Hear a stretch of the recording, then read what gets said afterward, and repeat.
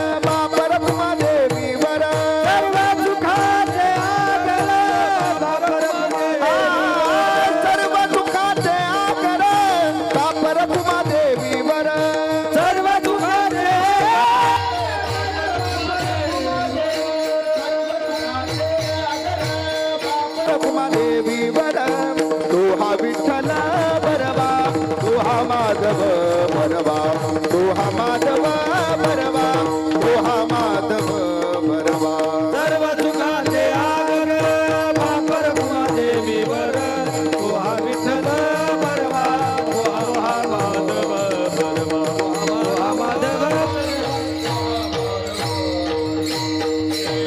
हरी जय जय राम कृष्ण हरी जय जय राम कृष्ण हरे जय जय राम कृष्ण जय राम कृष्ण हरे जय जय राम कृष्ण जय राम कृष्ण हरे जय जय राम कृष्ण जय राम कृष्ण हरे जय जय राम कृष्ण जय राम कृष्ण हरे जय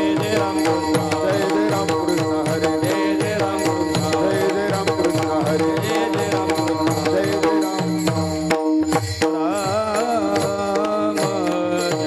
जय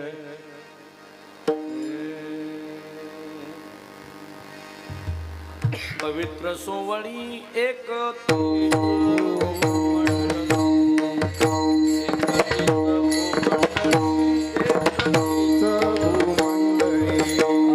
पवित्र सोहळे एकतीचा भूमंडळे एकतीच भूमंडळे एकतीचा भूमंडळे पवित्र सुवळी एकतीच भूमंडळी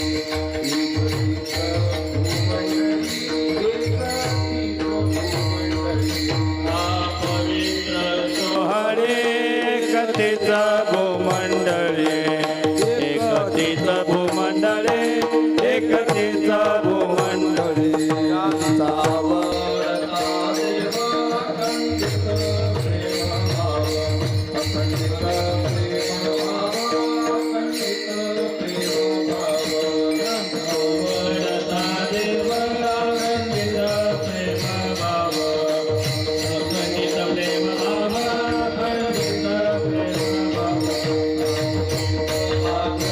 ते सरती पुरती धनविते सरती पुरती धनविते सरती पुरती धनविते आतीच भाग्यवंते सरते पुरते धनविते सरते पुरते धनविते सरते पुरते धनविते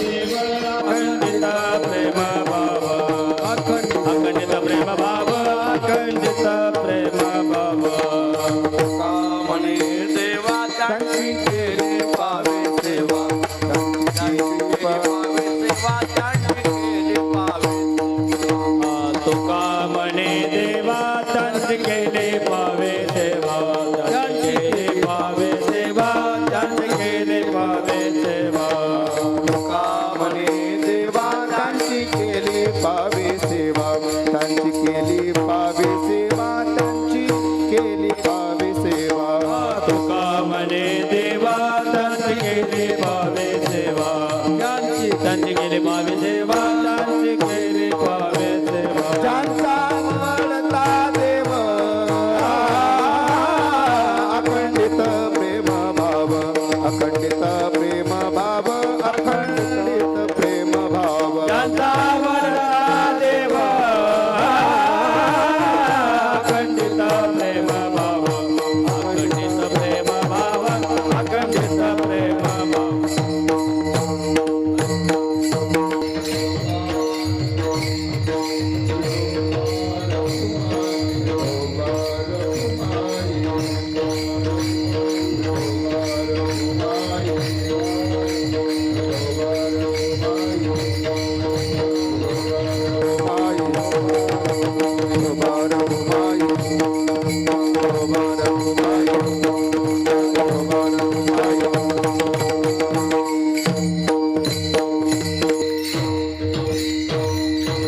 संगीत विशारद यशवंत महाराज खामकर आणि संगीत विशारद अच्छे महाराज कळेकर. रे रे रे आ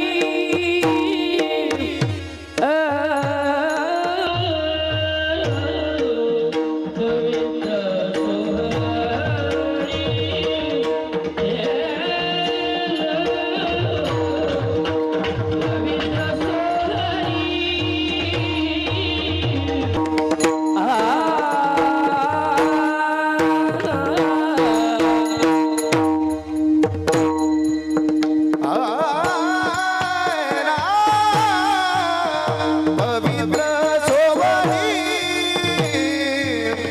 पवित्र सोवळी पवित्र सोवळी पवित्र सोवळी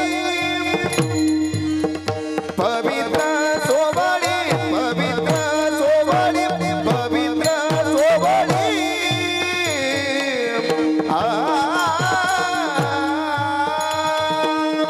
पवित्र सोवळी पवित्र सोवळी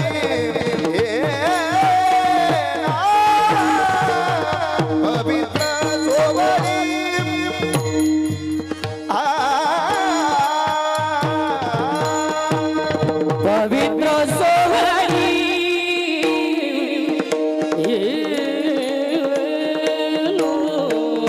पवित्र सोहळी पवित्र सोहळी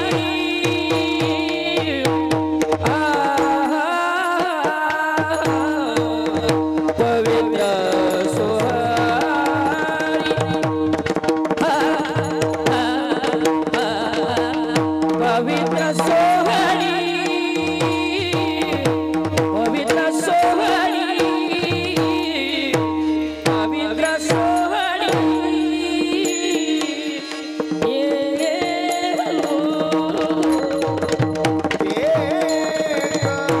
तीचा भूमंडळी एक दिस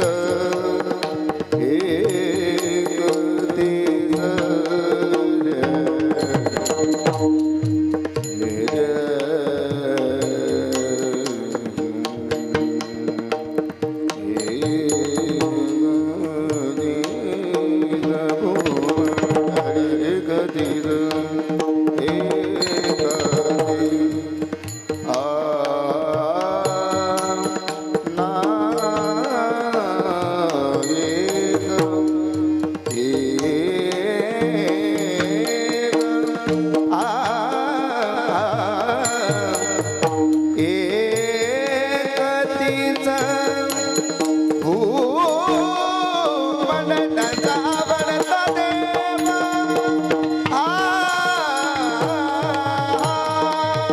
त्यांचा आवडता देवा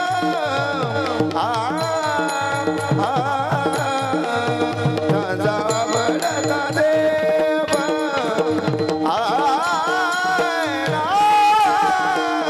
त्यांचा आवडता देवा ज्यांचा आवडता देवा एकटीच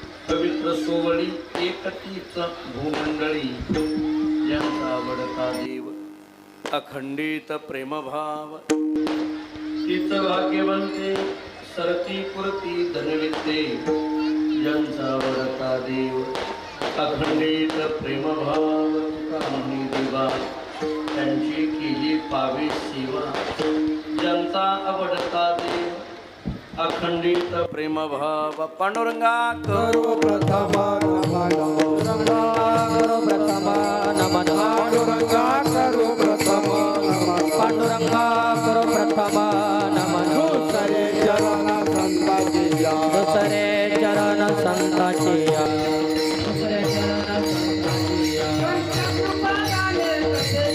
संत कृपादाने गजरा, संत कृपादाने कथेचा विचार संत कृपादाने गजरा, बाबाजी सद्गुरुदास तुझा, बाबाजी सद्गुरुदास तुझा, बाबाजी सद्गुरुदास तुका पांडुरंग कुरु प्रथम मन दुसरी चरण संताची त्यांच्या कृपादाने कथेचा विस्तार बाबाजी सद्गुरुदास तुका मस्तक हे पायावरी या वारकरी संताची जेणे पंढरी सारिखाची पुला धामणगाव केला वैकुंठाधिपती श्री विठ्ठल सखा सोयरा जोडीला जो का भक्त विरक्त भूतळवटी विख्यात हा बोधला त्या श्री संत सद्गुरु मानकोजी चरणी साष्टांग मी घातिला विठला विठला विठ्ठला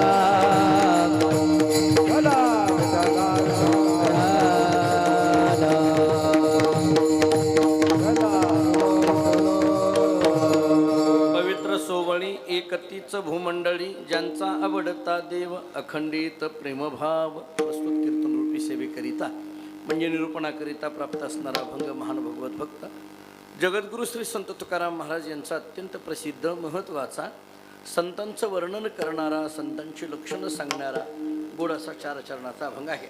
या अभंगातून जगद्गुरु श्री संत तुकाराम महाराज ज्ञानशास्त्राच्या दृष्टीने संत कसे आहेत हे सांगतात. 1. भक्तिशास्त्राच्या दृष्टीने संत कसे आहेत हे सांगतात. 2. व्यवहाराच्या दृष्टीने संत कसे आहेत हे सांगतात. 3. आणि या 3ही चरणामध्ये ज्या संतांचं वर्णन केलं अशा संतांची सेवा केली की ती पांडुरंगाला पोहोच होती हा अनुभव सांगतात. 4. विठ्ठल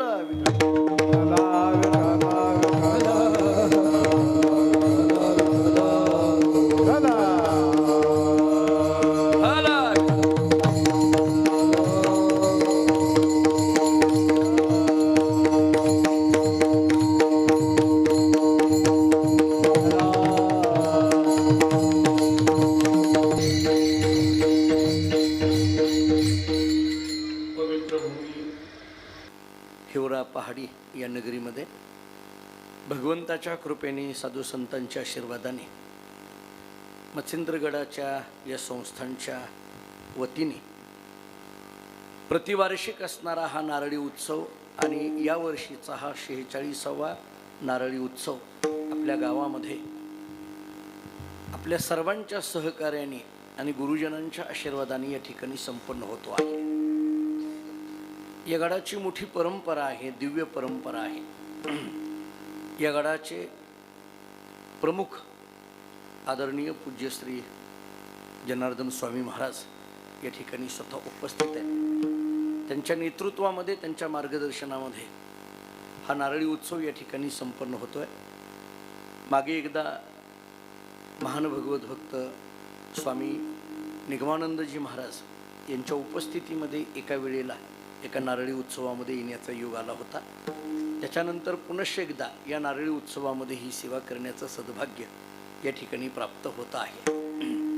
हिवरा पहाडी नगरी आणि परिसरातील अनेक गावची मंडळी या निमित्ताने या ठिकाणी उपस्थित आहेत. मच्छिंद्रगडावर नितांत श्रद्धा असणारी अनेक पूजनीय महाराज मंडळी, भजनी मंडळी किंवा या संस्थांचे प्रमुख अशा पद्धतीची सर्वच गायक वादक मंडळी या सर्वांच्या उपस्थितीमध्ये हा उत्सव या ठिकाणी संपन्न होतोय.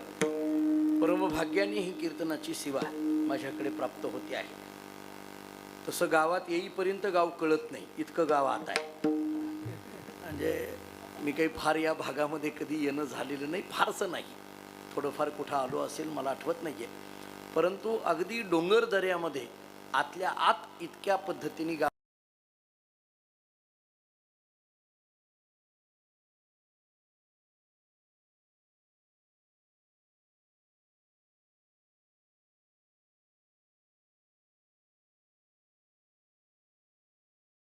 तर थोडंसं असं म्हणेल की ज्यावेळेस या संस्थांचा गडाचा नारळ एखाद्या गावाला पोहोचतो, म्हणजे आत्तापर्यंत 45 नारळी उत्सव झाले, हा 46वा नारळी उत्सव होतोय. ज्या गावाला हा नारळ जातो तो उत्सव म्हणजे त्या गावची त्यावेळेची दिवाळीच असते असं म्हणायला हरकत नाही. कारण माझ्या माहितीप्रमाणे एखाद्या वेळेस आपल्या गावातली मुलं असतील, मुली असतील, दिवाळीला येणार नाहीत परंतु नारळी उत्सवाला येतील अशी श्रद्धा या उत्सवावरची आपली आहे. स्वतः पूजनीय महाराज स्वामीजी या ठिकाणी उपस्थित आहेत. बाकी सगळीच अत्यंत परिचयाची मंडळी आहेत. खरं तर हा कालावधी रामनवमीचा कालावधी असल्यामुळे सगळ्यांनाच व्यस्तता असते, पण त्यातूनही आपण सगळेजण इथं उपस्थित राहतो.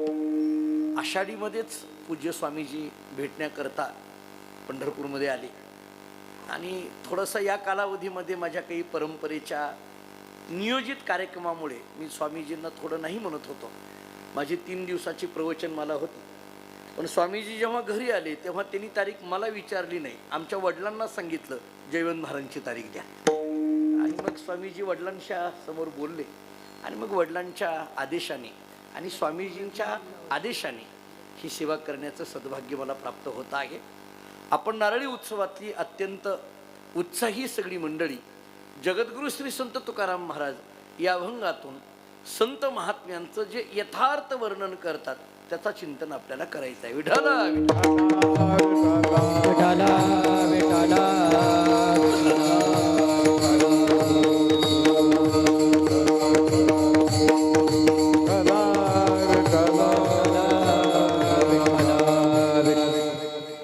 थोडासा यायला उशीर झाला त्याच्याबद्दल क्षमा मागतो, पण उशीर का झाला हे सांगून आणखीन उशीर करत नाही, त्यामुळे लगेच कीर्तनाला सुरुवात करतो. या अभंगामध्ये जगद्गुरु तुकोबारायांनी संतांची वर्णन केली. संतांचं वर्णन करत असताना एका ज्ञानशास्त्रीय भूमिकेतून, भक्तिशास्त्रीय भूमिकेतून तुकोबाराय या अभंगातून संतांचं वर्णन करतात. खरं तर संतांचं वर्णन का करावं याची काही कारणमीमांसा करायला लागलो तर ज्ञानेश्वरीच आम्हाला उत्तर देऊन टाकते.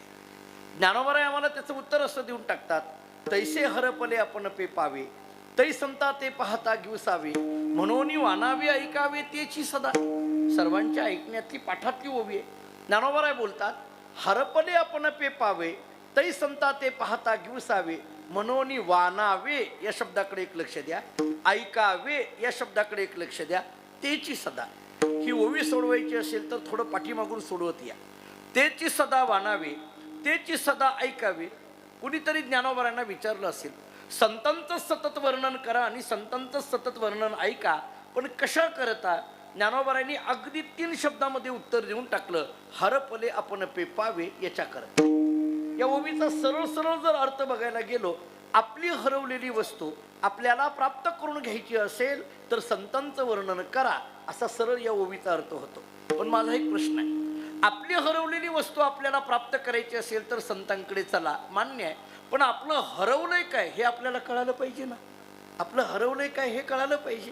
आणि जरा पुढे बोलू, आपलं काय हरवलंय हे कळण्याकरता आपल्याजवळ काय काय होतं हे तरी कळालं पाहिजे. आपल्याजवळ काय काय होतं हे कळालं पाहिजे. आणि जरा पुढे बोलू, आपल्याजवळ काय काय होतं हे कळण्याकरता आपणच कोण आहोत हे कळालं पाहिजे. विठ्ठला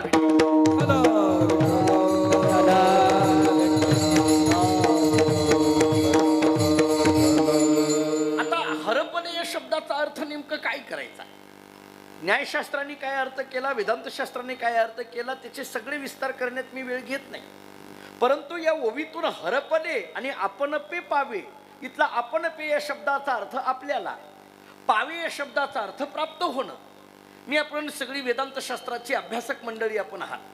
मी आपल्याला पावे या शब्दाला धरून एक विचार मांडून पुढे बोलतो. तुकाराम महाराज सांगतात, ज्ञानोबाराय सांगतात, आदी करून सगळे संत आम्हाला सांगतात, आपली वस्तू आपल्याला प्राप्त करायची असेल तर संतांकडे चला. ज्ञानोबारायांचे स्पष्ट शब्द आहेत. प्राप्त हा शब्द जर डोळ्यासमोर येत असेल तर माझा प्रश्न असा आहे की प्राप्ती नेमकी करायची कशाची असते? प्राप्ती ही कशाची असते? तत्वज्ञानामध्ये एक सिद्धांत आहे, प्राप्त वस्तूचीच प्राप्ती असावी का जे अप्राप्त आहे त्याची प्राप्ती असावी. याला साध्या सोप्या शब्दामध्ये असं सांगितलंय, अप्राप्ताची प्राप्ती म्हणायची का प्राप्ताची प्राप्ती म्हणायची. जी वस्तू मिळालेली नाहीये ती वस्तू मिळवण्याकरता प्रयत्न करायचा का जी वस्तू मिळालेलीच आहे ती वस्तू मिळवण्याकरिता प्रयत्न करायचा? मी उदाहरण इथलं देतो. हा रुमाल हरवला, इथं शोधाशोध सुरू झाली. एक तासाभरानंतर कोणाला तरी हा रुमाल सापडला, मला आणून दिला, मला तो रुमाल मिळाला, मी खिशात घातला, विषय संपला. पण आणखीन कुणीतरी गावातलं आलं आणि म्हणायला लागलं, महाराज तुमचा रुमाल हरवलाय ना? मी म्हटलं हो हरवला, चला शोधूया. मी म्हटलं नाही मिळाला. ते म्हटले मिळालाय म्हणून काय झालं? आणखीन शोधू, जमतंय का? अहो रुमाल मिळाल्यानंतर पुन्हा शोधायची गरज नाही. तसं प्राप्त झाल्यानंतर प्राप्तीची गरज नाही. प्राप्ताची प्राप्ती नसते, अप्राप्ताची प्राप्ती असते. विठ्ठला विठ्ठला विठ्ठला विठ्ठला विठ्ठला याचा अर्थ असा झाला, माणसाने प्रयत्न जे अप्राप्त आहे ते प्राप्त करून करण्याकरता करायचा का जे प्राप्तच आहे ते प्राप्त करून घेण्याकरता करायचा? प्रयत्न माणसाचा सफल कधी? जे मिळालेलंच आहे ते मिळवायची गरज नाहीये, जे मिळालेलं नाही ते मिळवायची गरज आहे. मग जर असं असेल, ऐका आता माझी शंका, जर असं सिद्धांत असेल की जे मिळालेलं आहे ते मिळवायची गरज नाही, जे मिळालेलं नाही ते मिळवायची गरज आहे, असं जर असेल तर मी आपल्याला एक साधा प्रश्न विचारतो. परमात्मा प्राप्त आहे का अप्राप्त आहे? देव प्राप्त आहे का अप्राप्त आहे? जरा आणखीन थोडा सिद्धांताच्या दृष्टीने बोलायचं झालं तर मी जरा आणखीन सोपं बोलतो. मला सांगा, मुळात देव किंवा परमात्मा म्हणायचंच कशाला? तो नेमकं असतो तरी कुठं? त्याची जागा तरी नेमकी कुठं आहे? तो नेमकं या ठिकाणी आहे असं सांगायचं तरी नेमकं कुठं? असं जर विचारलं तर आपल्याला काही संतांची प्रमाणं डोळ्यासमोर येतात. विठ्ठल विस्तारला जग, सप्तही पाताळे भरुनी, विठ्ठल व्यापक त्रिभुवनी, विठ्ठल मुनी मानसी. किंवा रोज आम्ही म्हणतो विठ्ठल जळी स्थळी भरला, रिता ठाव नाही उरला, आजिम्या दृष्टीने पाहिला विठ्ठलची विठ्ठलची. याही पेक्षा रोजचं प्रमाण देऊन पुढे जातो. ज्ञानोबा आम्हाला हरिपाठामध्ये सर्व घटी राम देहा देही एक, सर्व घटी राम देहा देही एक, घटी राम देहा देही एक, सर्व घटी राम देहा देही एक. सूर्यप्रकाश कसा रश्मी, सूर्यप्रकाश कसा रश्मी, हरे मुखे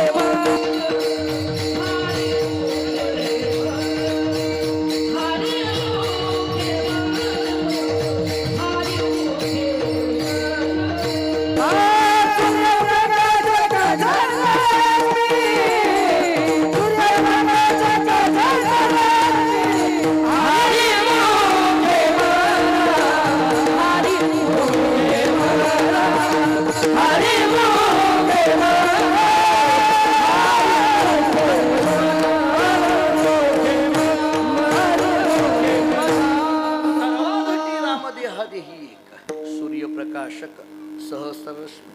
ज्ञानोबा आम्हाला हरिपाठामध्ये रोज सांगतात तो चराचरामध्ये भरलेला आहे. किंवा तुकोबारांची वचन आपण ऐकली, ज्ञानोबारांची वचन ऐकली.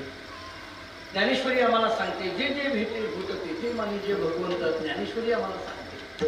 मग माझा प्रश्न असा आहे, तो जर सगळीकडे आहे तर मग त्याला प्राप्त करून घेण्याकरिता प्रयत्न करायचा का? असा आहे महाराज, जे मिळवायचं असतं ते आपल्यापासून वेगळं असावं लागतं. पटतंय का? बघ, जे मिळवायचं आहे ते आपल्यापासून कसं पाहिजे? वेगळं पाहिजे, भिन्न पाहिजे. कारण मिळविणं नावाचा व्यवहार घडण्याकरिता भेद पाहिजे, त्याच्याशिवाय मिळवणं नावाचा व्यवहार घडत नाही. माझ्यापेक्षा काहीतरी वेगळं पाहिजे. हा रुमाल माझ्यापासून पुढं आहे, मी काय म्हटलं पाहिजे? हा रुमाल मला माझा रुमाल द्या, म्हणजे माझ्यापेक्षा रुमाल वेगळा आहे हे मान्य करावं लागेल. हा माईक माझ्यापेक्षा वेगळा आहे म्हणून हे मिळवण्याकरता प्रयत्न आहे. मृदंग माझ्यापेक्षा वेगळा आहे तो मिळवण्याकरता प्रयत्न आहे. घर माझ्यापेक्षा वेगळं आहे ते मिळवण्याकरता प्रयत्न आहे. गाडी माझ्यापेक्षा वेगळी आहे ती मिळवण्याकरता प्रयत्न आहे. कपडे माझ्यापेक्षा वेगळे आहेत ती मिळवण्याकरता प्रयत्न आहे. म्हणजे माझ्यापेक्षा जे वेगळं असतं ते मिळवण्याकरता प्रयत्न करायचा असतो. थोडक्यात प्रयत्न हा परिच्छिन्न वस्तू करता असतो, व्यापका करता नसतो. विठ्ठल विठ्ठल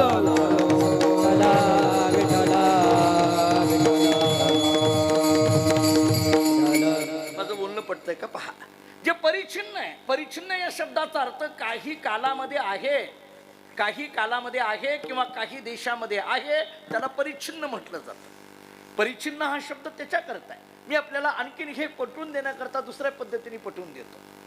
देह हा परिच्छिन्न आहे आणि आत्मा हा व्यापक आहे, एवढं तरी मान्य आहे? याच्यात काही शंका येते?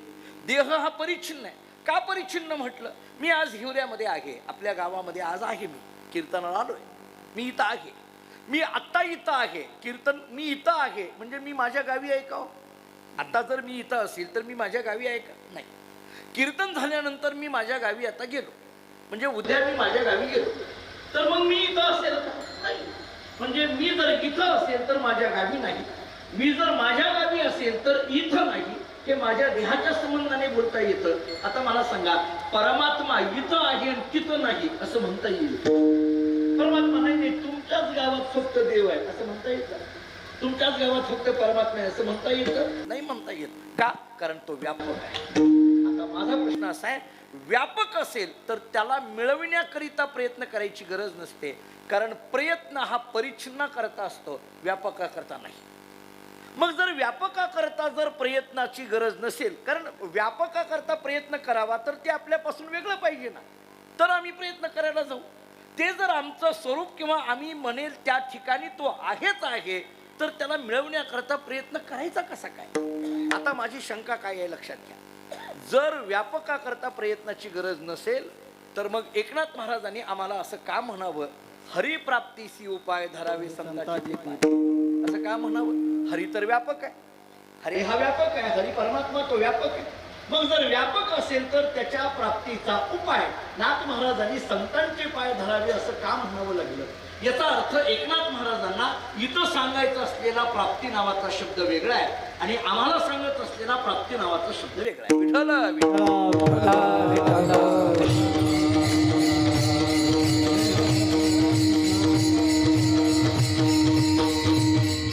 मी आपल्याला कितीतरी प्रमाण देईल.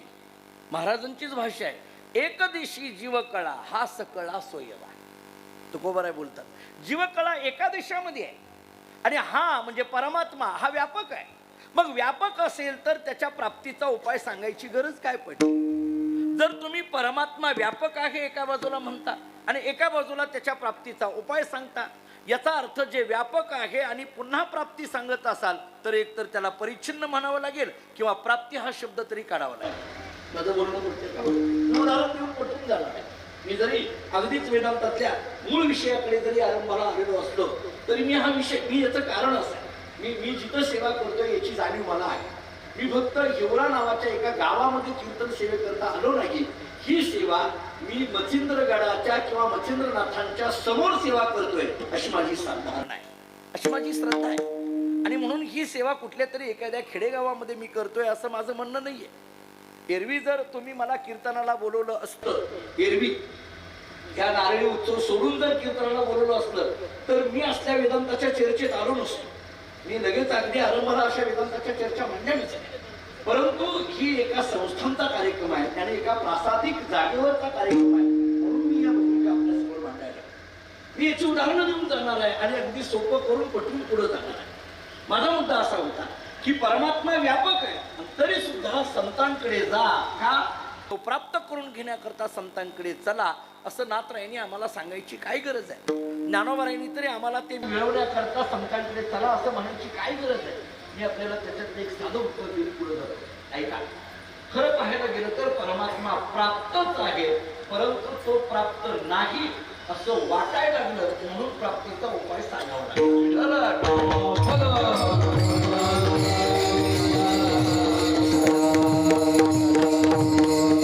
काही वेळेला वस्तू आमच्याच जवळ असते, आमचीच असते, पण ती आम्हाला कळत नाही.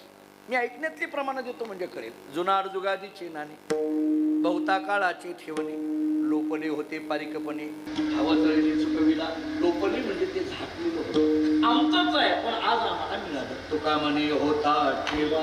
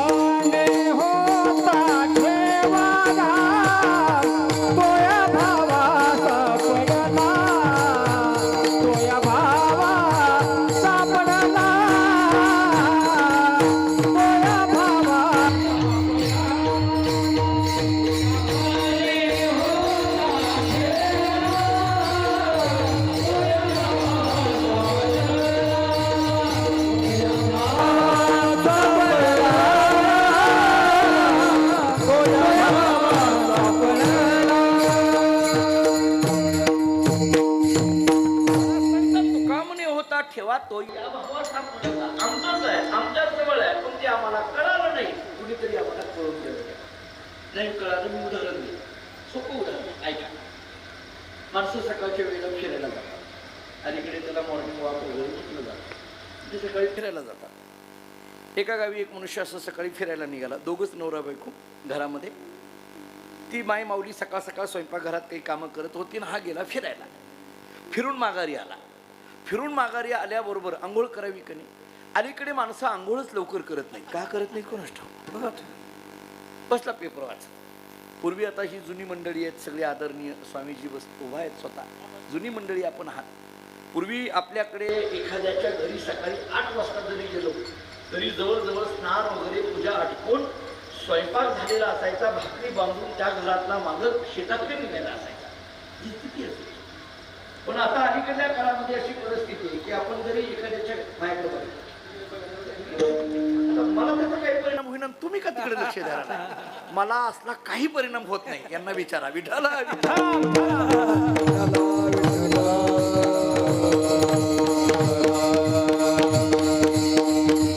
चालत राहतं. आपण तरी अवधाने केली दिसली. आपण आपल्या आपल्या विषयाशी बांधील राहिलं पाहिजे. मला पुन्हा आपल्याला त्या मूळ विषयाकडे यायचं. ऐका. आणि मग तो फिरायला गेला. फिरून घरी आला. आल्याबरोबर पेपर वाचत बसला. त्याची बायको काही स्वयंपाकघरात काम करत होती. मला काय सांगायचं आहे, आपलंच आहे, आपल्याच जवळ आहे, पण ते आपल्याला कळत नाही. आणि मग पेपर वाचता वाचता आता कोणाचा तरी फोन आला. फोन आला म्हटल्याबरोबर त्यांनी काय केलं, डोळ्यावरचा चष्मा वरती ठेवला, फोन कानाला लावला, 10-5 मिनटं काय बोलायचं ते बोलला, फोन ठेवला आणि परत पेपर हातात घेतला. चष्मा कुठं आहे? चष्माच नाही. इकडे तिकडे बघायला लागला. चष्मा कुठं आहे, चष्मा कुठं आहे, इकडे तिकडे पाहायला लागला. चष्मा सापडेना म्हटल्यानंतर शेवटी बराच वेळ शोधूनही मिळेना. मग त्याने बायकोला हाका मारायला सुरुवात केली. काय ग काय ग म्हणून मोठ्याने हाका मारायला लागली. ती बिचारी माई माऊली स्वयंपाकघरात काही कामं करत होती. हा मोठ्याने ओरडायला लागला. इकडे ये इकडे ये म्हणायला लागल्याबरोबर ती स्वयंपाकघरात मध्ये चपात्या लाटत होती. येता येता ती बेलनं घेऊनच आली. म्हणजे लाटता लाटता. तुम्ही डोक्यात आणू नका, दुसरं काही तसं काही त्याने मारायला वगैरे आणले नाही असं समजू नका. दोघंच नवरा बायको एका घरात असताना एकमेकाला किती मारामारी करत असतील तुम्हाला माहिती. कशाला उभं बोलायचं हे. तिने बेलनं घेऊनच आली. आणि आल्याबरोबर तिने विचारलं, का कशा करता लागलात ओरडायला, मला सकाळी काही कमी काम आहेत का, काय ग म्हणून हाका मारायला लागलात. तो म्हटलं, हे बघ काही नाही, तुझं लक्ष सगळीकडे असतं म्हणून मी तुला विचारलं की माझा चष्मा कुठं बघितला का, माझा हरवलाय चष्मा, मला सापडे ना. आता तिनं बघितल्याबरोबर कळालं चष्मा कुठं आहे. लगेच लक्षात आलं. त्याला माहित होतं आपले महाशय कसे आहेत किंवा महाभाग. महाशय हे पहिल्या 2 वर्षामध्ये, 40 वर्षानंतर महाभाग असं असतं. ते संसाराची वर्ष जशी जशी वाढत राहतात तशी तशी अतिपरिचयात अवज्ञतेची होत असते. तिला माहित होतं. तिनं एकच वाक्य वापरलं. तिनं त्या नवऱ्याकडे बघितलं आणि एकच वाक्य वापरलं. ती म्हटली, का हो तुम्हाला जरा तरी डोकं आहे का, जरा तरी डोकं आहे का. तुम्हाला खरं सांगू का, हेच वाक्य ऐकून आम्ही डोक्यावरचा फेटा घेऊन घरातनं बाहेर पडतो. त्याचं नाव महाराज. खरं बघायला गेलं तर त्याला राग आला. तो म्हटला, तू मला म्हणते जरा तरी डोकं आहे का, एवढं मोठं डोकं आहे की, असं म्हणून त्याने हात लावला. एवढं मोठं डोकं आहे असं म्हटल्याबरोबर काय झालं, उदाहरण संपलं. कळालं का. एकदम हाताला काय लागला, चष्मा. आणि मोठ्याने एकदम म्हणायला लागला, मिळाला मिळाला मिळाला म्हणायला लागला. मला इथं हिवऱ्यामध्ये जमा झालेल्या सगळ्या भाविकांना एक प्रश्न विचारायचा आहे. मला एक प्रश्न विचारायचा आहे. मला सांगा, चष्मा हरवला होता का? नाही. मिळाला का? काय म्हणला तुम्ही? मिळाला. मग हरवला म्हणावं लागेल. बरं आपण परत करू. आपल्याला काही काम नाही, काही नाही, निवांत चालायचं आहे. मला स्वामीजींनी सांगितलं उशीर झाला तरी निवांत चालू द्या असं सांगितलंय. मी पुन्हा विचार, हरवलाय का? नाही. मग मिळाला का? मिळाला कधी म्हणता येईल? हरवला तर. हरवलाच नाही तर मिळाला म्हणायचा प्रश्न येत नाही. मग हा मिळाला का म्हणायला लागला? याचं एक साधं उत्तर वेदांतांनी असं दिलंय, खरं तर हरवला नाही पण हरवला असं वाटायला लागलं म्हणून मिळाला असं म्हणायला लागला. कळालं का? पहा, हरवलं नाही पण हरवला असं वाटायला लागलं आणि वाटायला लागलं म्हणून मिळाला असा शब्द आला. एक वेदांताचा नियम सांगू, जिथं जिथं वाटायला लागला हा शब्द येतो त्याला त्याला म्हणा भ्रम. विठ्ठल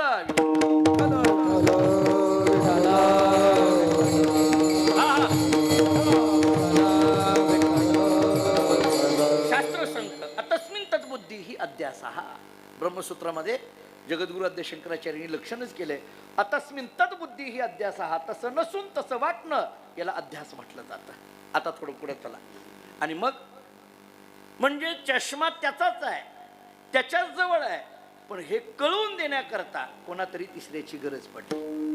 आपला चष्मा आहे, आपल्याच जवळ आहे, पण ते आपल्याला कळवून देण्याकरता कोणातरी तिसऱ्याची गरज आहे. तसं आपल्याच ठिकाणी असलेलं आपलंच आत्मस्वरूप आपलंच आहे, पण हे कळवून देण्याकरता कोणातरी तिसऱ्याची गरज आहे. त्यांचं नाव संत विठ्ठल.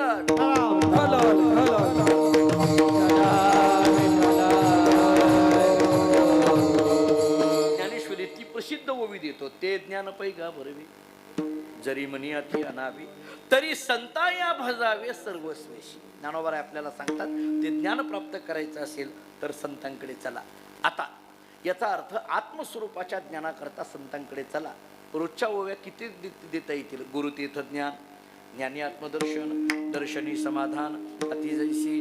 मग ज्ञान मिळवण्याकरिता संतांकडे चला असं म्हणत असतील तर कोणीतरी जगद्गुरु तुकोबारायांकडे गेलं आणि तुकाराम महाराजांना म्हणायला लागलं, महाराज ज्ञान मिळवायचं असेल तर संतांकडे चला असं आम्हाला ज्ञानेश्वरी सांगते, पण संतांकडे चला म्हणजे नेमकं कोणाकडे? संतांकडे जावं म्हणजे नेमकं कोणाकडे जावं? ज्ञान तुकोबारांनी विचारलं, तुला हा प्रश्न पडला तरी का? तो म्हटला, हो, आजची परिस्थिती अशी आहे की ज्ञान मिळवण्याकरता संतांकडे जावं, पण ते संत म्हणायचं तरी नेमकं कुणाला? त्या संतांची काही लक्षणं तरी आम्हाला सांगा की ज्यांना पाहिल्यानंतर आम्हाला त्यांच्या चरणावर नतमस्तक होता येईल. आणि मग येत सेवा हा दारवंटा तो स्वाधीन करीगा सुभटा ओळगोनी. या न्यायाप्रमाणे जेत ज्ञानाचा कुरुटा येत सेवा हा दारवंटा. या न्यायाप्रमाणे आम्हाला त्यांची काही सेवा करता येईल आणि त्यांच्या चरणाजवळ राहून आम्हाला काही ज्ञान प्राप्त करता येईल. महाराजांनी विचारलं, तुला हा प्रश्न पडला तरी का? तो म्हटला, महाराज अलीकडल्या काळामध्ये अशी परिस्थिती आहे, काक कृष्ण पिक कृष्ण को भेदो पिक काकयो हो वसंत समये प्राप्ते काक काक पिक पिक. आपण नेहमी हा श्लोक ऐकतो. सुभाषितामध्ये आपल्याला असं सांगितलं जातं, कावळा आणि कोकिळा दोन्ही दिसायला सारखे आहेत, म्हणजे काही असायला सारखे आहेत का? वसंत ऋतू समये प्राप्ते, वसंत ऋतू आल्यानंतर कोकिळा कोकिळा आहे आणि कावळा कावळा आहे, दोन्ही दिसती सारखी आपण सगळी रामायण ऐकणारी मंडळी आहात. मी एक साधा प्रश्न विचारतो आपल्याला. लक्ष्मण रेषेच्या पलीकडे भिक्षाम देही म्हणून आलेला कोण होता? रावण. पण दिसत कोण होता? साधू. आहे कोण? रावण. आणि दिसतो कोण? साधू. मी आणखीन एकदा विचारतो, आहे कोण? घाबरू नका, मोकळ्या मनाने बोला, रावण मेलाय. आणि त्याच्या पुढचं सांगतो, सप्ताह होईपर्यंत गावात येत नाही. त्याच्या पुढचं सांगतो, मला पुढचं माहित नाही. आहे कोण? रावण. आणि दिसतो कोण? साधू. हे मी सुद्धा अलीकडे 3-3 वेळेस का म्हणायला लागलो? अलीकडल्या काळात सुद्धा आहेत रावण, पण दिसायला मी साधू म्हणून बोलायला. आजची परिस्थिती तरी काय आहे? दिसणं आणि असणं याच्यामध्ये किती फरक आहे? आता मी हे का सांगायला लागलो? जरा पुढे आहे का? जगद्गुरु तुकोबारायांकडे तो म्हणायला लागला, महाराज आम्हाला काहीतरी संतांची यथार्थ लक्षणं सांगा. मी यथार्थ हा शब्द जाणीवपूर्वक वापरतो. आम्हाला ती बाह्य लक्षणं माहिती आहेत, कपाळाला गंध, अमुक तमुक जे काही असेल ते सगळं माहिती आहे. आम्हाला यथार्थ लक्षणं अशी सांगा की जेणेकरून आम्हाला ज्ञान मिळवायचं आहे आणि ते ज्ञान मिळवण्याकरता केवळ आणि केवळ हेच योग्य आहे असं म्हणून आम्हाला काहीतरी सांगा. तुकोबारायांनी त्याच्याकडे पाहिलं आणि सांगितलं, हे बघ, गीता सांगते, नहि ज्ञानेन सदृशम पवित्रम इह विद्यते. ज्ञानासारखं पवित्र या जगामध्ये दुसरं काही नाही, ही जी गीता सांगते. तसं ज्ञानासारखं पवित्र या जगामध्ये काही नाही. अशा ज्ञान स्वरूप असणारे एक संत हे केवळ आणि केवळ पवित्र आहेत, अभंग पवित्र सोहळी, पवित्र सोहळी, पवित्र सोहळी, पवित्र सोहळी, पवित्र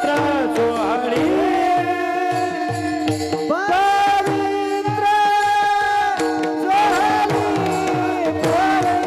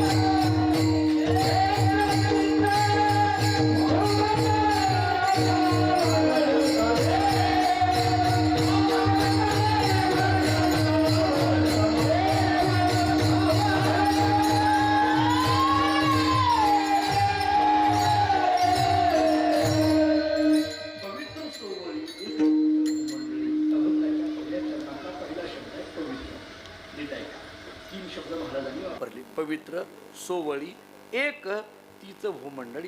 हे पवित्र पवित्र म्हणायचं नेमकं कशाला? संत पवित्र आहेत म्हणजे नेमकं काय?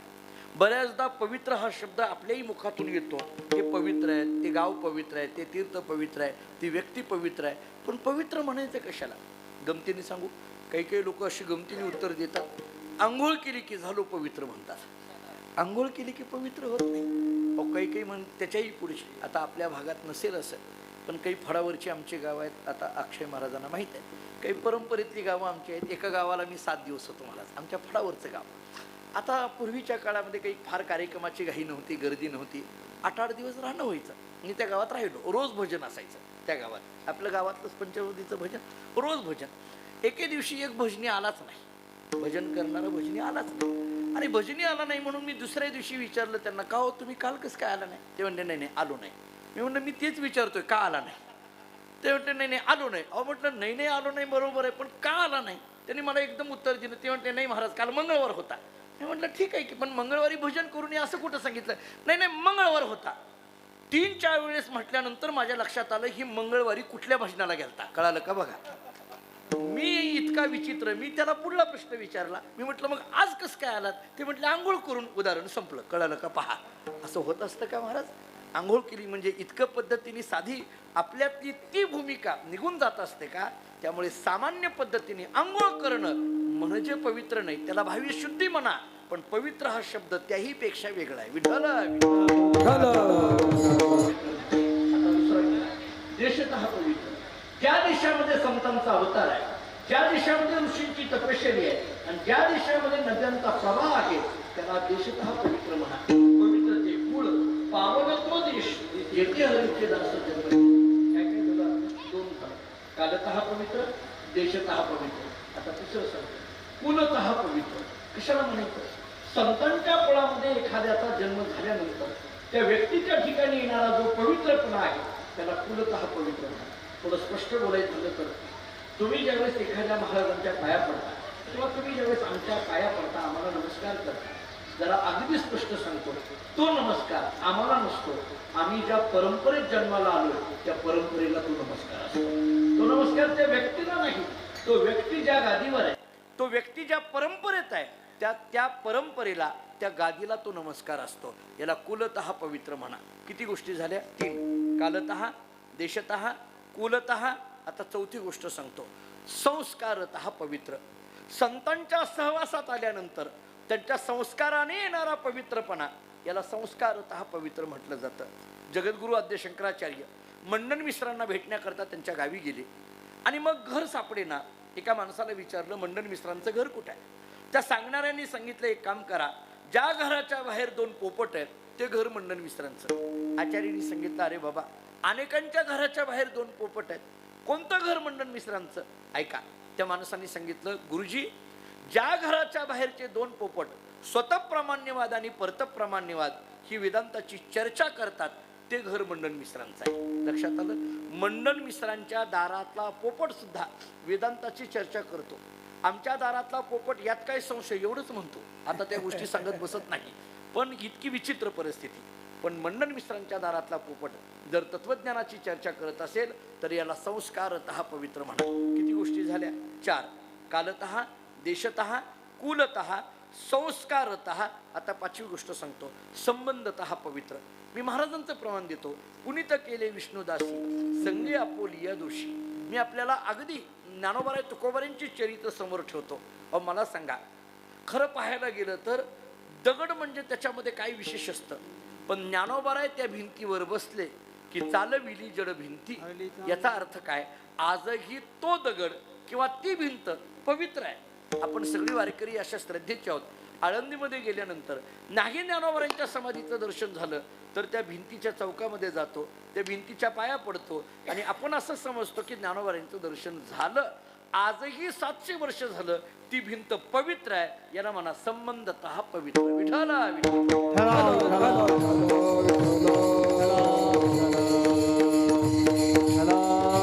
काय झालं? कालतः, देशतः, कुलतः, संस्कारतः, संबंधतः. आणि 6वा मुद्दा सांगतो, स्वरूपतः पवित्र. पवित्र शब्दातून अर्थ निघतो, पवी या शब्दाचा अर्थ आहे वज्र आणि त्र या शब्दाचा अर्थ आहे त्रायते. पवी या शब्दाचा एक अर्थ झाला वज्र आणि पवी या शब्दाचा दुसरा अर्थ झाला अज्ञान. म्हणजे पवी म्हणजे लक्षार्थाने झालं अज्ञान आणि त्रायते म्हणजे तन्नाशेन रक्षती. या अज्ञानापासून सामान्य जीवाचं जे रक्षण करतात त्यांना पवित्र म्हटलं जातं. तुकाराम महाराज सांगतात संत कसे आहेत पवित्र आहेत. विठ्ठल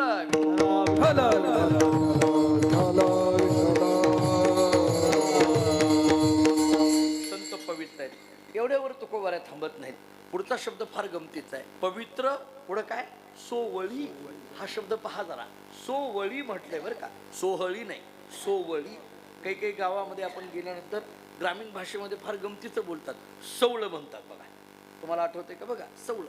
मी आमच्याकडे गावाकडे एका वयोवृद्ध माणसाला विचारलं हे सवळं म्हणजे काय. ते माणसं अशी विचित्र उत्तर देतात. त्यांनी सांगितलं जे कधीच धुवायचं नाही त्याचं नाव सवळं. काय अर्थ सांगतील काही सांगता येत नाही. खरं तर ते रेशीम असतं, त्याला धुण्याची कधी गरज नसते. सोवळी म्हणायचं नेमकं कशाला सांगतो, नीट ऐका. मी तुकोबारांनी केलेले अर्थ सांगतो. तुकाराम महाराजांनी पहिला अर्थ असा केलाय, सोवळी कशाला म्हणायचं. आता हे सोवळे झाले त्रिभुवन विषम दोहोनी सांडियेले. विषमता निघून जाणं याला सोवळी म्हणा. ऐका, विषमता निघून जाणं याला सोवळी म्हणा. याचा अर्थ कोणताही भेद आणि अभेद आता तिथं राहिला नाही. ही स्थिती जिथं येते त्याला सोवळी म्हणा. मी अनेक पद्धतीची उदाहरणं या दृष्टीने देईल.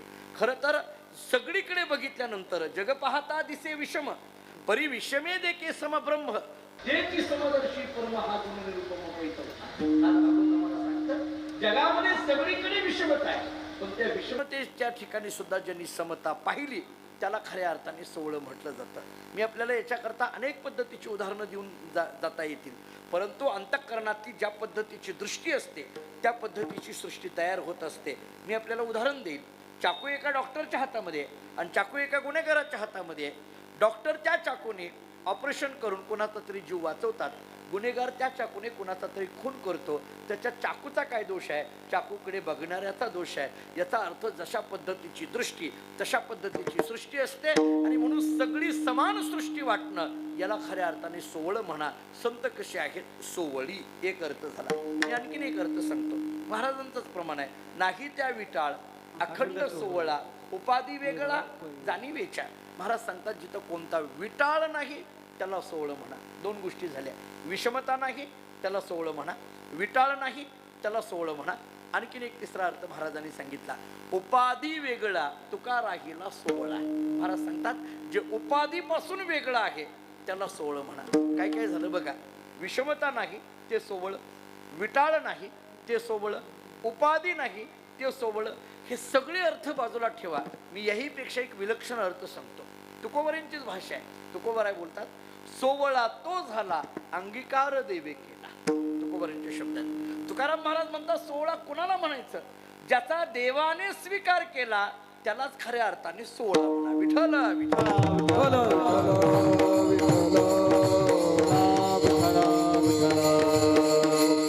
रामायणामध्ये एक उदाहरण दिलं जातं. आपण सगळी रामायण ऐकणारी वाचणारी मंडळी आहात.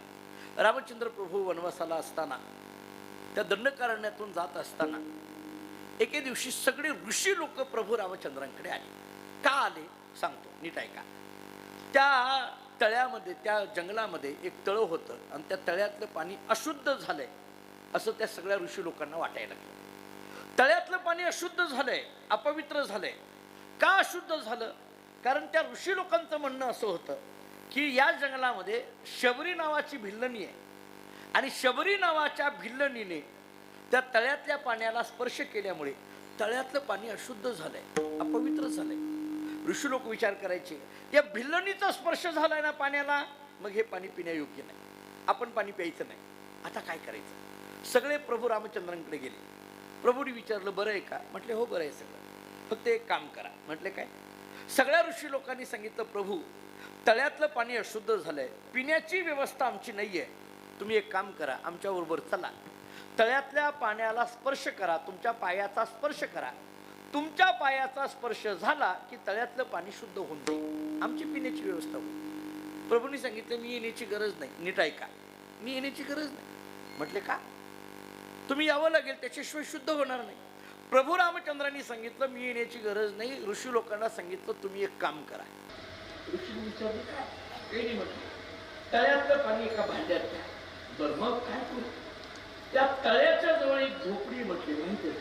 प्रभू रामचंद्रांनी ऋषीला विचारलं माहिती आहे. ऋषी लोकांनी सांगितलं माहिती आहे. त्या झोपडीमध्ये शबरी नावाची भिल्लणी राहते माहिती आहे का? ऋषी लोकांनी सांगितलं आम्हाला माहिती आहे, पण तुला कसं काय माहिती आहे सगळं? ते म्हटले तेही माहिती आहे. मग प्रभू रामचंद्रांनी सांगितलं सगळ्या ऋषी लोकांना एक काम करा. तळ्यातलं पाणी एका भांड्यात घ्या. नीट ऐका. तळ्यातलं पाणी एका भांड्यात घ्या. त्या झोपडीकडे जा. त्या शबरीच्या पायाची पूजा करा आणि ते तीर्थ तळ्यातल्या पाण्यामध्ये टाका. तुमचं तळ्यातलं पाणी शुद्ध झालं. सोहळा तो झाला.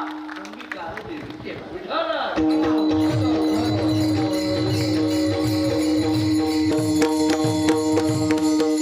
अनेक वेळेला एक वाक्य सांगत आलेलं आहे.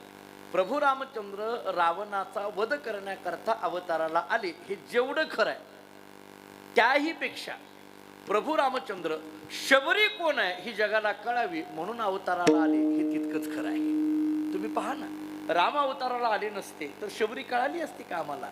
शबरी कोण आहे हे कळाली असते का? शबरी कळायची असेल तर रामच अवताराला यावे लागतील. मला वाटतं शबरीचा स्वीकार रामाने केला याच्यापेक्षा सोहळं आता जगात दुसरं काही नाही. महाराज सांगतात सोवळी. काय काय झालं पहा. संत पवित्र आहेत मी त्याचे 6 अर्थ सांगितले. संत सोवळी आहेत मी त्याचे 4 अर्थ सांगितले. आता पुढे ऐका. पवित्र सोवळी पुढचा शब्द आहे एक तीर्थ भूमंडळी. हा एक म्हणजे नेमकं काय? हा एक कोणत्या अंगाने घ्यायचा? हा एक शब्द पवित्र सोवळीला जोडायचा का हा एक शब्द तीच भूमंडळीला ठेवायचा? असा आहे. मराठी व्याकरणामध्ये अर्थ करण्याकरता शब्दांची बदलाबदल करावी लागते. आपण अनेकदा कीर्तन ऐकणारी मंडळी आहात. आपल्या सगळ्यांच्या रोजच्या पाठातला एक अभंग सांगतो. धन्य ते संसार दयावंत ते अंतरी येते उपकारासाठी आले घर ज्या वैकुंठी. तिसरं चरण महत्वाचं आहे. लटिके वचन नाही देही उदासीन. पण अर्थ करताना लटिके वचन नाही आणि देही उदासीन असं करावं लागतं. चरणदंडाच्या पलीकडला नाही शब्द अलीकडे आणावा लागतो. त्याच्याशिवाय अर्थ लागत नाही. एक वाक्य सांगू.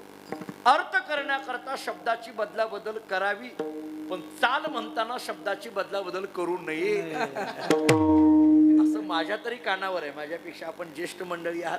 आता यशवंत महाराज आहेत, आपण सगळे आहेत. मी त्यांना खूप अनेकदा त्यांना ऐकलेलं आहे. फार चांगली म्हणजे ज्ञानोबराय तुकोबरायांच्या अखंड सेवेत असणारी ही सगळी मंडळी आहे. असं माझ्यावर जे काही कानावर वारकरी चालींचे जे संस्कार आहेत, चाल म्हणताना जसे तुकोबरायांचे शब्द आहेत तसेच म्हणावे. त्याच्यातला एकही शब्द गाळायचा नाही. आणि जरा पुढलं सांगू, मनाचा घालायचा नाही. अलीकडल्या काळात मनाचं फार घालतात त्याच्यात. नाही चालत. आपल्याकडे वारकरी संप्रदायामध्ये आपल्या चालीमध्ये त्याच्यामध्ये मनाचं काही घालून जमत नाही. जसं आहे तसं. मी तर यशवंत महाराज असं ऐकलंय, म्हणजे आमच्या पंढरपुरामध्ये काही फडकऱ्यांच्या मुखातून असं ऐकलंय की तुकोबरायांनी जर वेलांटी दिली असेल तर त्या वेलांटीचा उच्चार करायचा. जर ती वेलांटी पहिली असेल तर चाल म्हणताना स्वर रहस्वच आला पाहिजे आणि दुसरी असेल तर चाल म्हणताना स्वर दीर्घच आला पाहिजे. आता पहिली आहे का दुसरी हे कळण्याकरता गाथा वाचावं लागेल. तितकं खरं आहे. बऱ्याचदा आपल्याकडे गाथ्याचा ना आपला सुतराम संबंध नाही अशी स्थिती आहे. खरं तर पूज्य स्वामीजींना विचारा. पूर्वीच्या काळामध्ये पद्धतच होती पाहोनिया ग्रंथ करावे कीर्तन. आता तसं नाही. ऐकोनिया यूट्यूब करावे कीर्तन ऐकून. लॉकडाऊनच्या अगोदर माझ्याकडे एक विद्यार्थी होता चातुर्मासाला. चातुर्मासात पाठ घेतो. आता याला माहिती आहे अक्षयला. आणि मग चातुर्मासामध्ये अनेक विद्यार्थी, पण नंतर लॉकडाऊनमध्ये अनेकांच्या विसर पडला. ते नंतर लॉकडाऊन झाल्यानंतर म्हणजे सुरुवात झाल्यानंतर परत आलं एका दिवशी 2 वर्षानंतर. आणि मला आल्यानंतर माझ्याकडे बघितलं, मला सांगितलं ओळखलं का? म्हटलं नाही, आता 2-3 वर्षापूर्वी बघितलेलं कुठलं लक्षात राहत आहे? म्हटलं नाही. तर म्हटलं मी तुमच्याकडे विद्यार्थी होतो, विचारसागर वगैरे वृत्ती प्रभाकर या पाठाला येत होतो. म्हटलं काही हरकत नाही, छान आहे, हरकत नाही. कोणतरी पुढलं वाक्य सांगितलं. तो म्हटलं नाही नाही महाराज आता मी पण महाराज झालोय. म्हटलं बरं आमच्याकडे कमी होती, तू एक झाला, काही हरकत नाही बाबा ये. म्हटलं काही हरकत नाही, चांगलं आहे चांगलं आहे. तो म्हटलं नाही नाही नाही आता मी सुद्धा. त्याने बोलता बोलता असं सांगितलं मी तुमचंच कीर्तन बसवलंय. म्हटलं हे शब्द कुठून काढले कोणास ठाऊक बसवलंय. मी मनातल्या मनात म्हटलं माझं कीर्तन बसवलं आणि मला उठवलं, अशातला भाग झाला तो. ते माणसं अशी गमतीची असतात असं नाही महाराज. मला माझ्यावर आमचे गुरुजी, मी ज्यांच्याकडे शिकायला होतो वैकुंठशी हरिभाऊ महाराज पाटील, त्यांना आम्ही भाऊ म्हणायचो प्रेमाने मुमुक्ष पाठशाळेमध्ये. भाऊ आम्हाला सांगताना असं म्हणायचे की कीर्तन करत असताना त्या कीर्तनकाराची स्वतंत्र प्रतिभा समाजाच्या समोर निर्माण झाली पाहिजे. विठ्ठला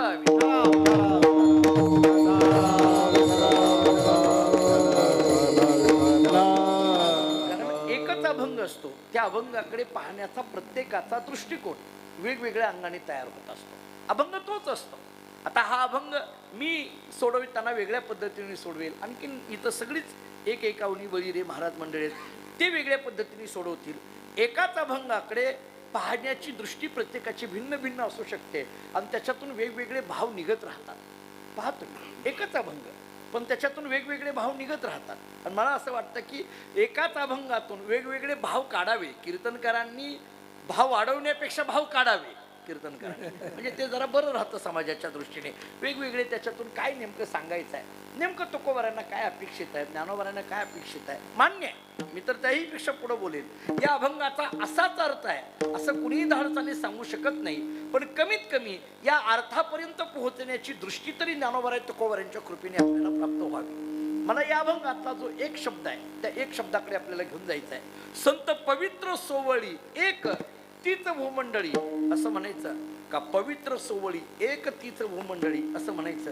व्याकरणाच्या दृष्टीने असं सांगितलं जातं, एक हे पवित्र सोवळीला जोडलं तर एक हे संतांचं लक्षण होईल, आणि एक हे तीच भूमंडळीला ठेवलं तर एक हे संतांचं विशेषण होईल. याचा अर्थ एकाला दोन्हीकडूनही महत्व आहे. विठ्ठला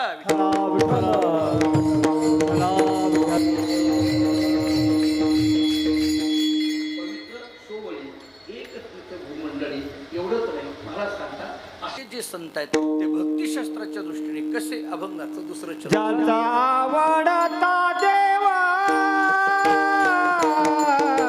ज्याचा आवडता देवा, ज्याचा आवडता देवा,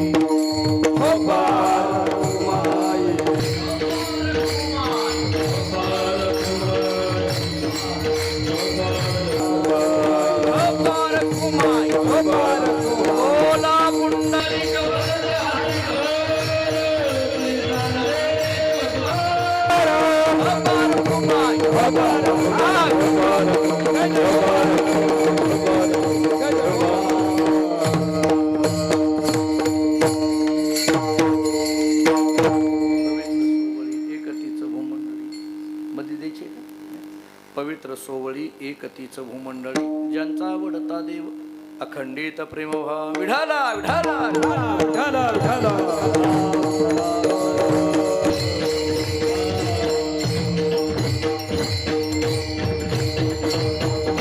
या वंगाचा विचार करताना पहिल्या चरणाचा विचार आपण करून आलो. संत पवित्र आहेत, सोवळी आहेत, एक आहेत. एवढ्यावर महाराज थांबत नाहीत. ज्यांचा आवडता देव असे संत आहेत. अखंडित प्रेमभाव असे संत आहेत. बहु आवडसी जीवापासून या विषय येतो त्यांचा झाला नारायण नावडे जनधन माता पिता असे जे आहेत ना त्यांना संत म्हणा. अखंडित प्रेमभाव हा अखंडित शब्द दोन अर्थाने घ्या. अखंडित या शब्दाचा अर्थ सतत, अखंडित या शब्दाचा अर्थ सतत. आपल्याला याच्याकरता अनेक प्रमाण आपल्याला पाहता येण्यासारखे आहेत. अखंड जया तुझी प्रीती मज देतयाची संगती मग मी कमळापती तुझवान आणि कंटाळा. हा प्रेमभाव काय दोन पद्धतीने सांगता येतो. भक्ताच्या अंतःकरणामध्ये भगवंताविषयी निर्माण झालेला प्रेमभाव हा प्रेमभावाचा पहिला प्रकार. आणि भगवंतालाच भक्ताविषयी निर्माण झालेला प्रेमभाव हा प्रेमभावाचा दुसरा प्रकार. कळाला का? पहा, नाहीतर आणखीन सोपं सांगतो. भक्त भगवंताकडे जाणं हा प्रेमभावाचा पहिला प्रकार. भगवानच भक्ताकडे येणं हा प्रेमभावाचा दुसरा प्रकार. कळाला का? पहा, याहीपेक्षा आणखीन सोपं सांगतो. भक्ताने भगवंताची पूजा करणं हा प्रेमभावाचा पहिला प्रकार. भगवंतानेच भक्ताची पूजा करणं हा प्रेमभावाचा दुसरा प्रकार. विठाला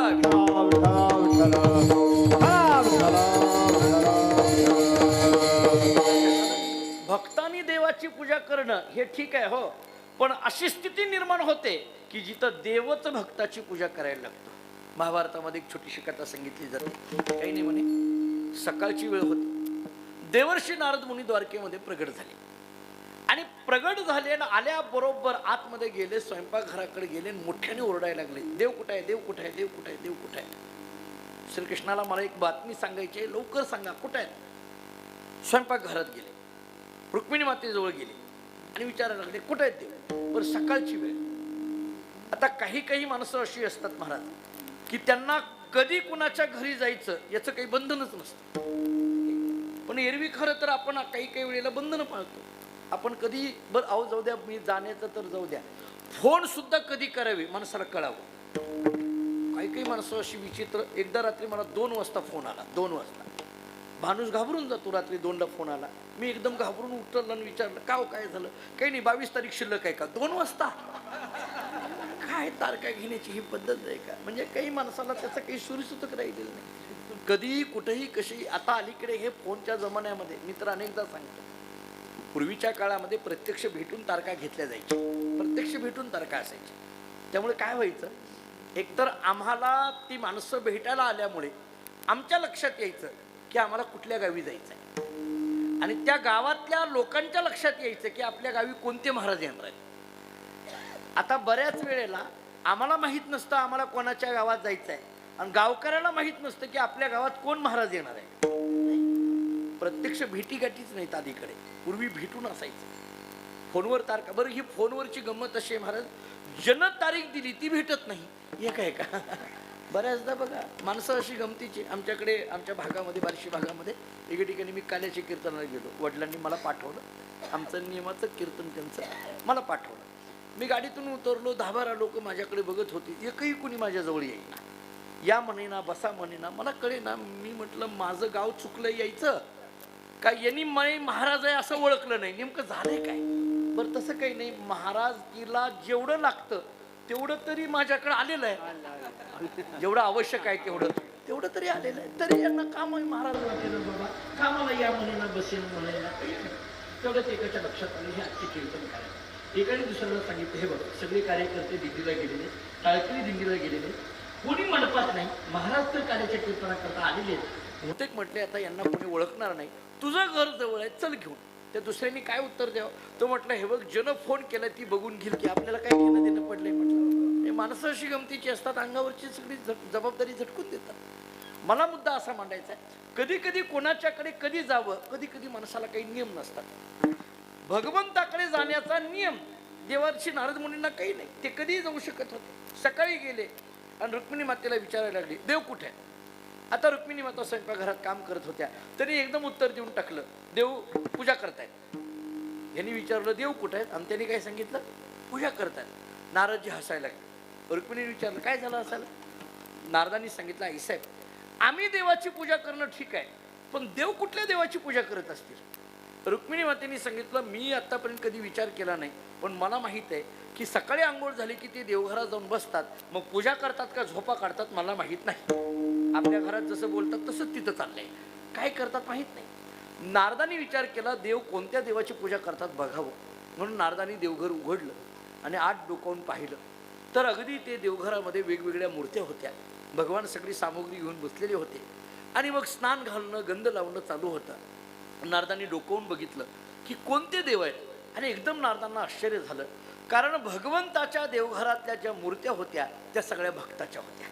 अर्जुनाची मूर्ती होती, उद्धवाची मूर्ती होती, हनुमंताची मूर्ती होती, भरताची मूर्ती होती. एकदम आश्चर्यचकित झाले. आणि त्याहीपेक्षा आश्चर्य असं झालं, भगवान ज्या मूर्तीला हातात घेऊन गंध लावत होते ती मूर्ती नारदांचीच होती. नारदांनी देवाला विचारलं देवा तुम्ही काय करायला लागलात. भगवंतांनी नारदांकडे पाहिलं आणि सांगितलं नारदा तुमच्या करता आम्ही देव, पण आमच्या करता तुम्हीच देव आहे. याला म्हणा अखंडित प्रेमभाव. विठ्ठल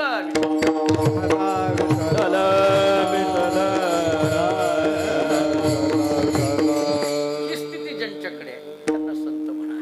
ज्यांचा आवडता देव अखंडित प्रेमभाव एवढ्यावर महाराज संपत नाही. तीच भाग्यवंते सरती पुरती धनवित्ते.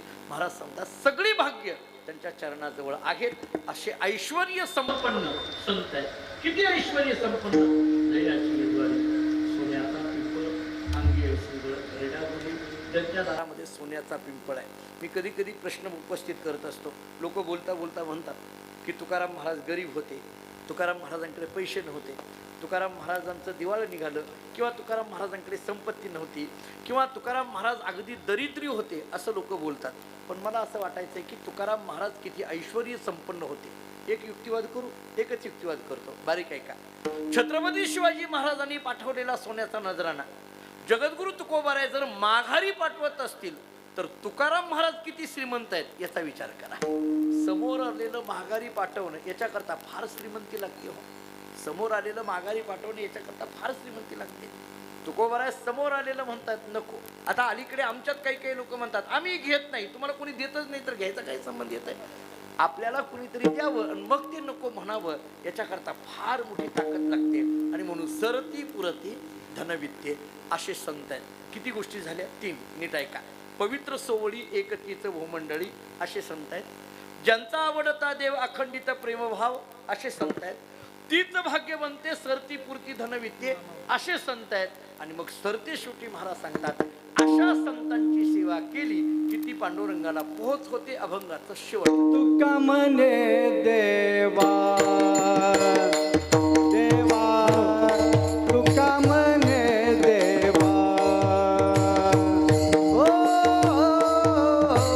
म्हणे देवा देवा तुका म्हणे देवा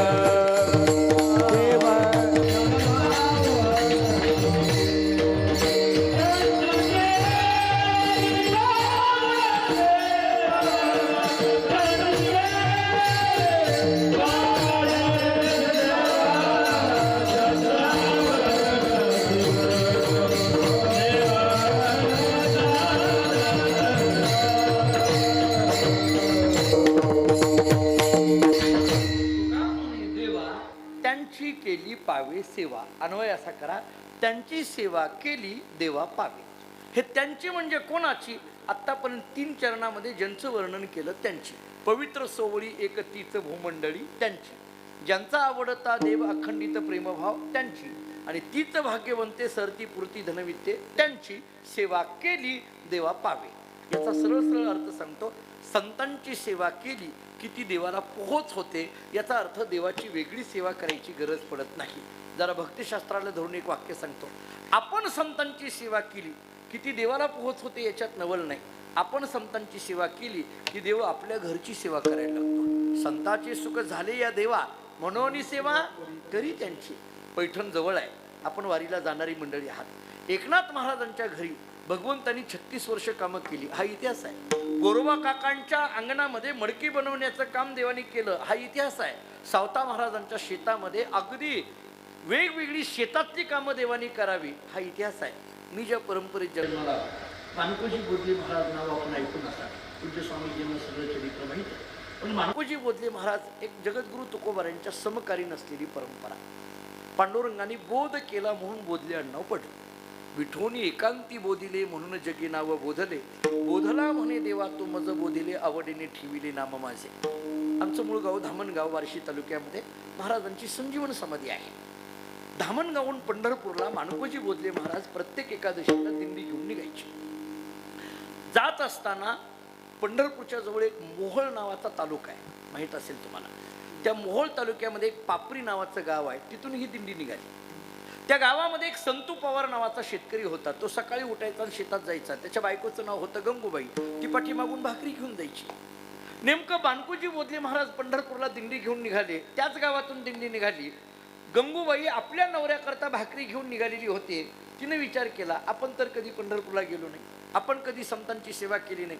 कमीत कमी मानकोजी बोधले महाराजांची दिंडी चालली आहे, पाया तरी पडावं म्हणून भाकरीची पाठी रस्त्यावर ठेवली. आत गेली, महाराजांच्या पाया पडली. महाराजांनी तिच्या डोक्यावर हात ठेवला आणि सहज सांगितलं, काय गंगू यायचं नाही का संतांच्या सेवेत पंढरपूरला? चल म्हटल्याबरोबर गंगूबाईत काय बदल झाला कोणास ठाऊक, भाकरी रस्त्यावरच ही निघाली पंढरपूरला. पांडुरंगाने पाहिलं. पांडुरंगाला आनंद वाटायला लागला, माझ्या भक्ताच्या हातामध्ये काय ताकद आहे. चल म्हटल्याबरोबर गंगूबाई पंढरपूरला यायला लागली. वा, पण पांडुरंगाच्या लगेच लक्षात आलं हे सगळं खरं आहे, पण भाकरी रस्त्यावरच आहेत की. त्या भाकरी वेळेत तिच्या नवऱ्याला पोच झाल्या पाहिजे ना. याचा अर्थ कोणाला तरी गंगूबाई म्हणून पाठवलं पाहिजे. पांडुरंगाने विचारला केला, आता कोणाला गंगूबाई म्हणून पाठवायचं? पांडुरंगाने रुक्मिणीला बोलवलं. रुक्मिणी इकडे.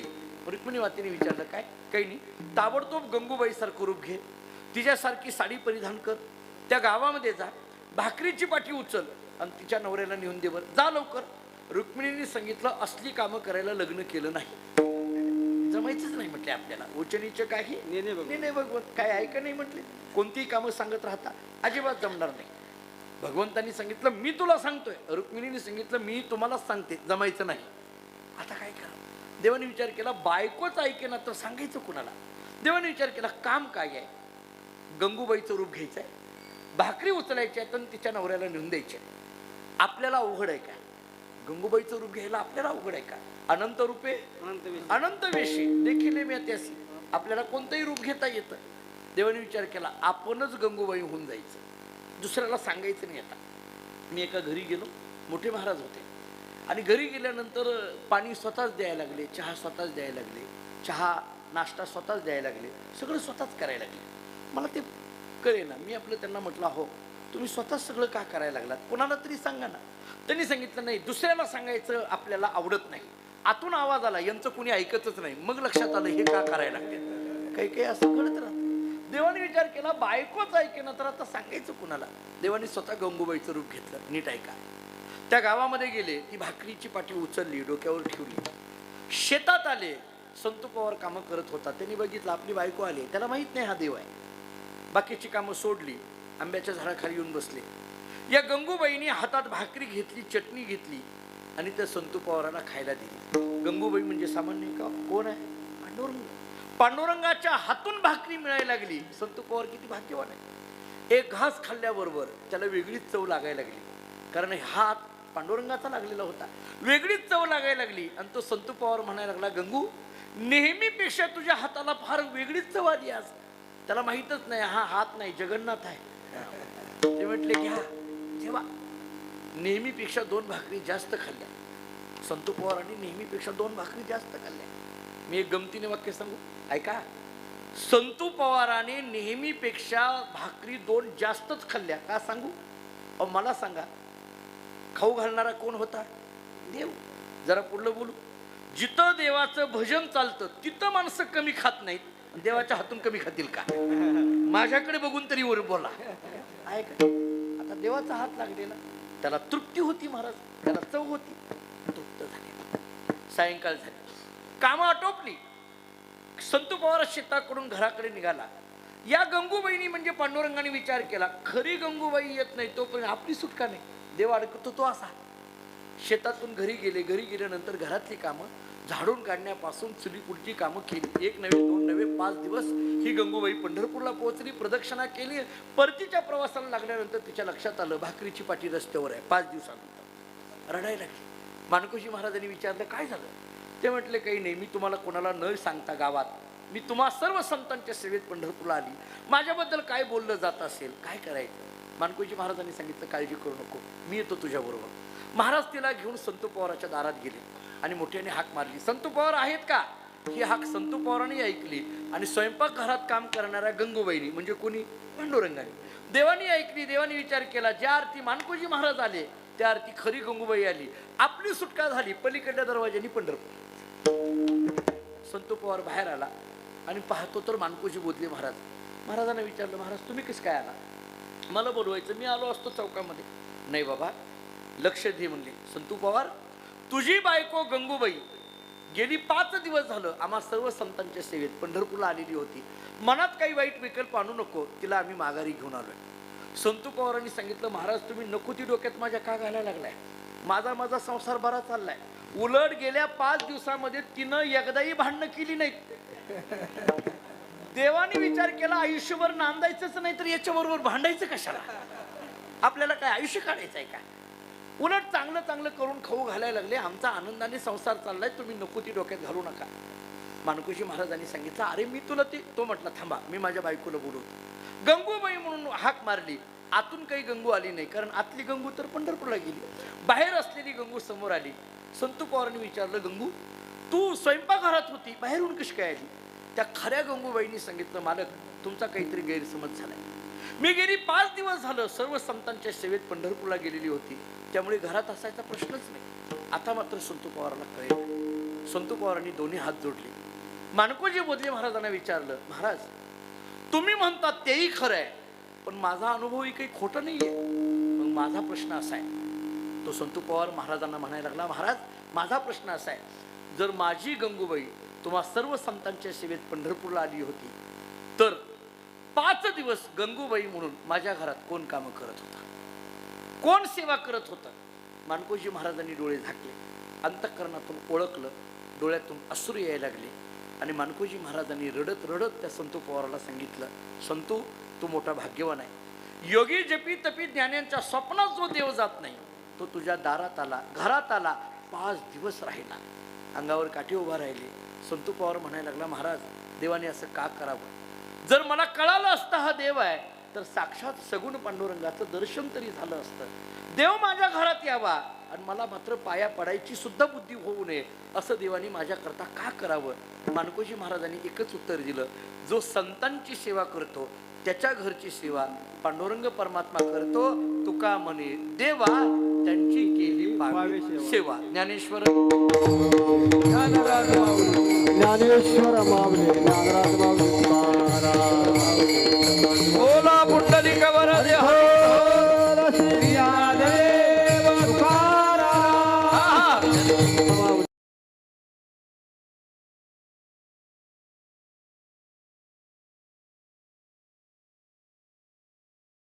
केली पावी सेवा.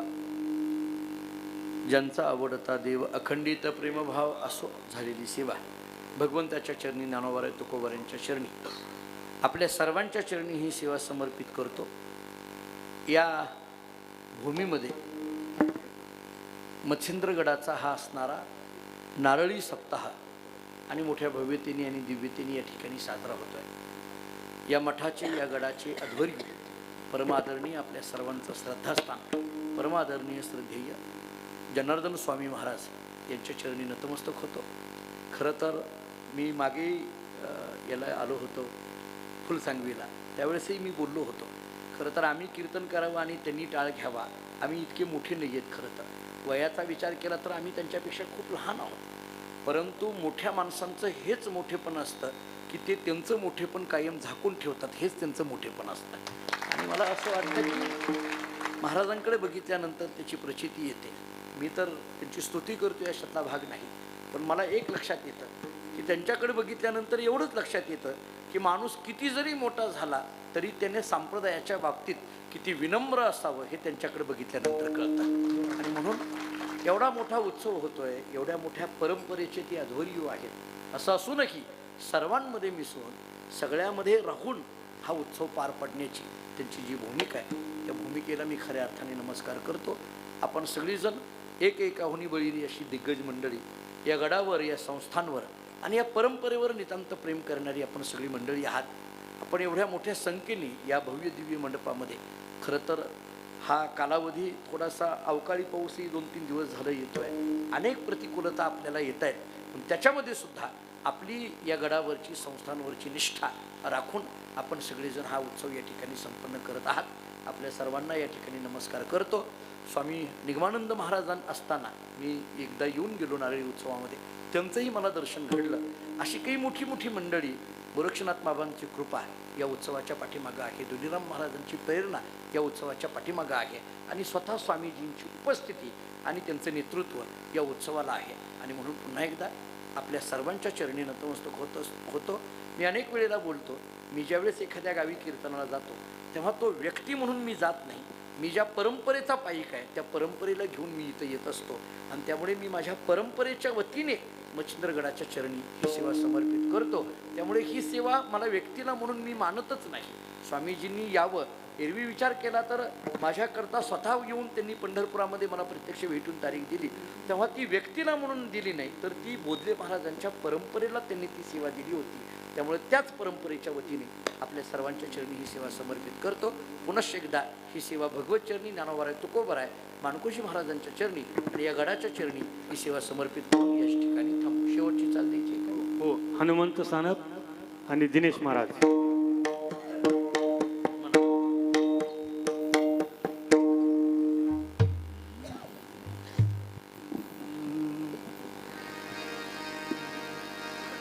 तुका म्हणे देवा,